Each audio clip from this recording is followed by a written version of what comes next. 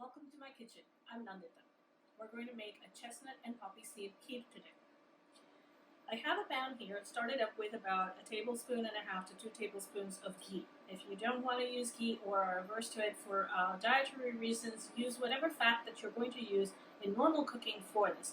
Oil doesn't do so well in this dish, but if that's all you've got and that's what you need to use, go ahead and use that. The main ingredient or the star of this dish is going to be chestnuts. Chestnuts are typically associated with the winter season and whatnot, but these are ready to eat and available in the grocery store. When you open the packet, they look like this. They look like large nuts like that, and when you cut them up, they slice up pretty nice and easy.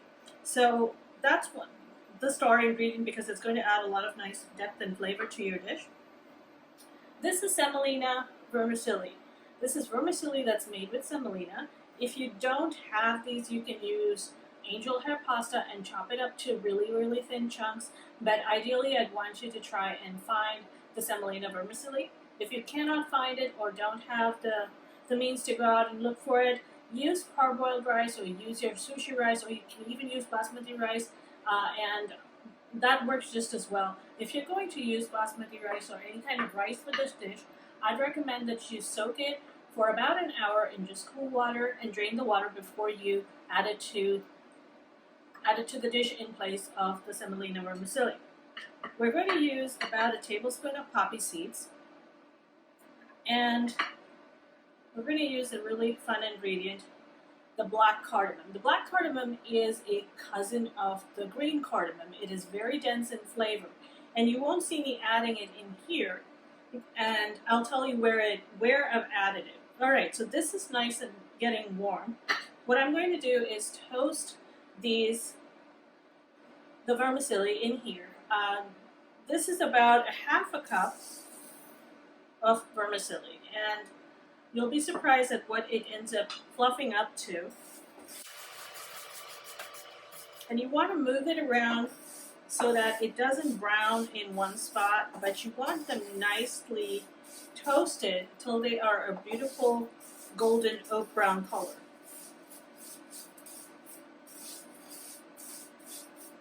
As of now, you'll only get to smell the ghee because there isn't really much in terms of an aroma for the vermicelli itself, and that's okay.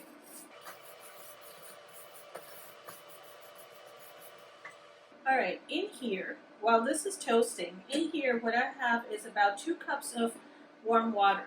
What I did with the water was, while it was boiling, I set it to boil. While it was boiling, I added an entire black cardamom pod to it. And then when I transferred it into this, or you know, if you're going to do this directly in the teapot, just make sure that you have a little way to strain it out so that this doesn't fall into your dish. I'm going to turn up the heat a little, and you'll be able to tell that it's starting to change color and go from the beige or the light pale straw yellow. It'll actually first start going a little bright white, which means that it's starting to cook. But then it'll also start going from that white into a brown shade, so it kind of does something different.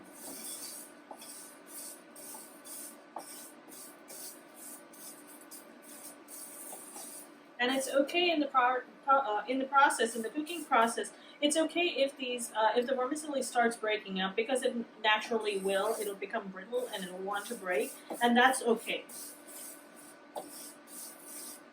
Now, as I said before, if you're going to make this without the vermicelli and you're going to use rice, soak your rice for about an hour in plain cool water, and drain the water out before you get to this process, and actually toast and fry the rice grains in this, and you'll have a similar kheer, except it'll be made with rice.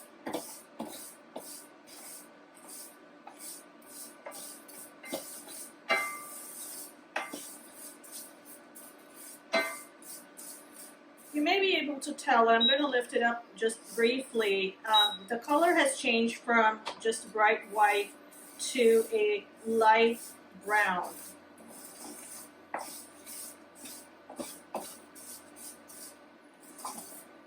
It kind of has a light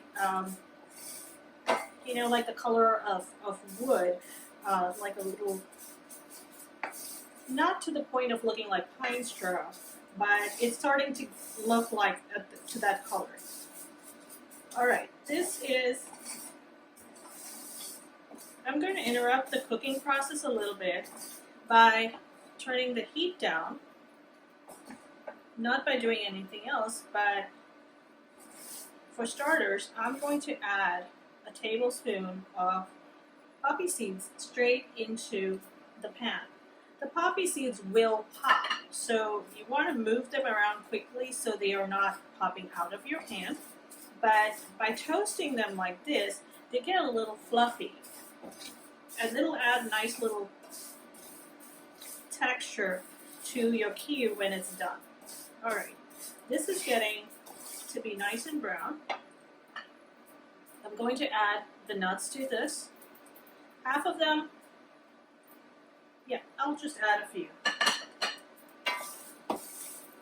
And I'm going to turn this is going to bring all of the nuts to the same temperature of sorts. I'm going to turn the heat down. And this is going to steam up the pan, but I'm going to add the water in here.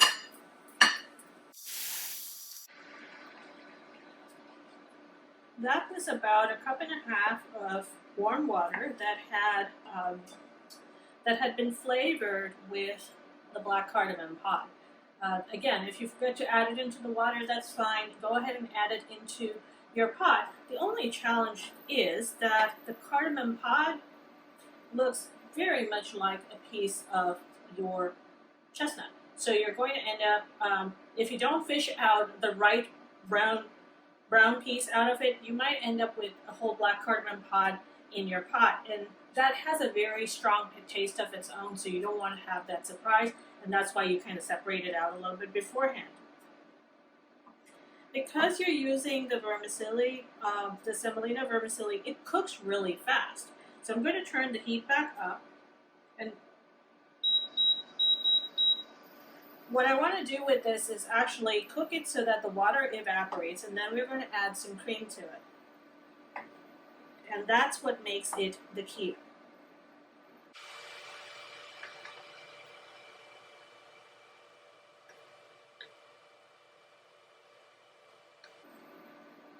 As you can tell, it's starting to look like this, the pasta has, or not the pasta, the vermicelli has cooked.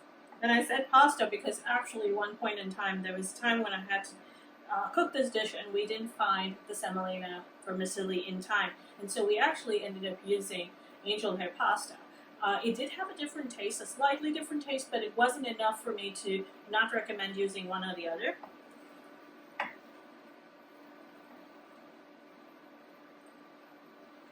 Now here's something else that I went ahead and did for two reasons: for interest of time, but also something that makes life a little bit easier.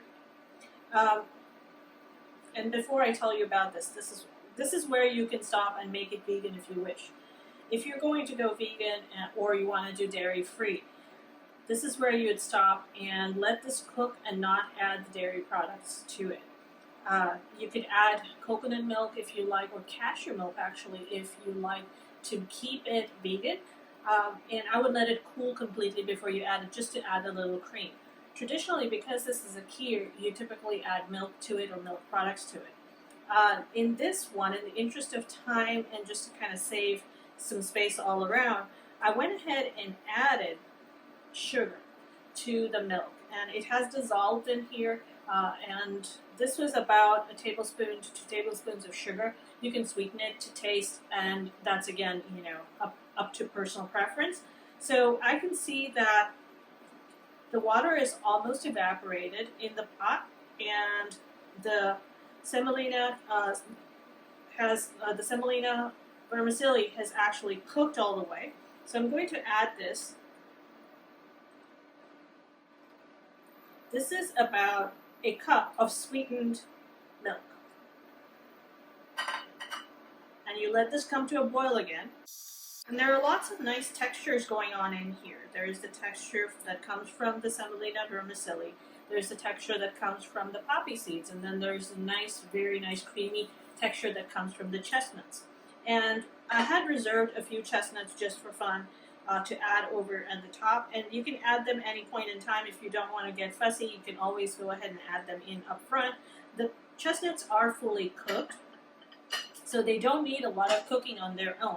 However, when you add them in with the liquids going on, it helps actually move some of the flavor from the chestnuts, and the sauce kind of, or the kheer actually feels more unified in how it tastes. The flavors kind of blend together well, and you have a little bit of soft, you have a little crunchy, you have something creamy. And again, this is going to take a minute or so to kind of boil up, but that's what you're looking for, is for it to kind of come to a boil. And when it starts doing that, we're going to add one last final ingredient to this. And I've turned up the heat a little bit more so we can get going on that. And I have a half a cup of half and half. You can use a quarter cup or a half cup of full cream or whipping cream if you have it. And that's just as well too. If you don't want to add any kind of cream or half and half to this, you can leave it out. All it does is it helps add some creamy texture. The creaminess of it just adds to the dish itself. So here you go. It's starting to thicken in some ways because the milk is losing its water. The vermicelli has absorbed as much as it could, and now you're waiting for this to thicken. And what you want to do is make sure that you move your spoon around the pot so that it's not attaching, the milk is not touching the sides of the pot and just kind of sitting there, and that's the part of the milk that will solidify and kind of get really crumbly and hard. So you want to move that around as much as you can. If you miss it, no big deal, but if you can kind of grab it all, that kind of helps the way.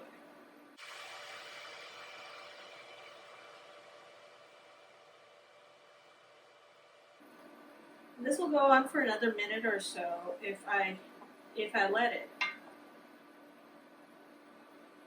But it has the nice nutty flavor, the aroma now, because the flavors are starting to kind of get really amped up. You may not even taste the black cardamom if you're not looking for it. It has a very mild taste that goes really well with the chestnuts, and the chestnuts are great for a snack. So while you're waiting on this, you can always snack on chestnuts.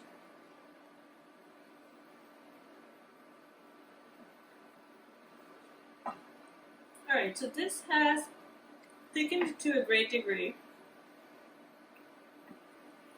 and the water in it has reduced, the milk in it has reduced, and I'm going to add a half a cup of half and half to give it that one final bit of creamy texture. And we're going to bring this to a boil again.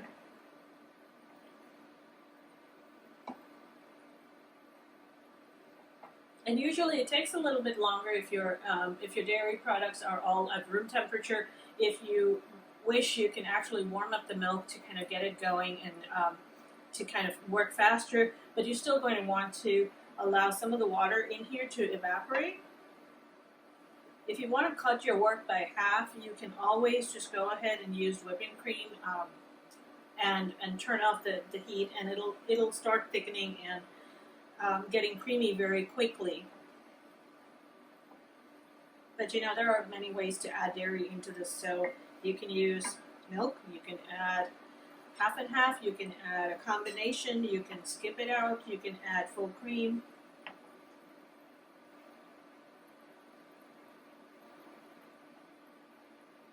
So there you go. This is almost finished and almost ready.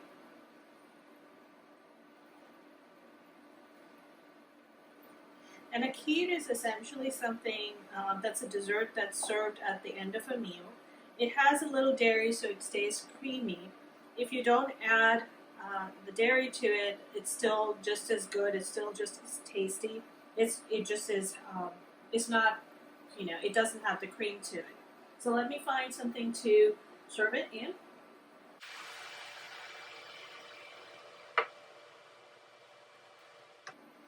And typically, I would let it cool for an hour or so, just to kind of help it thicken up a little bit on its own.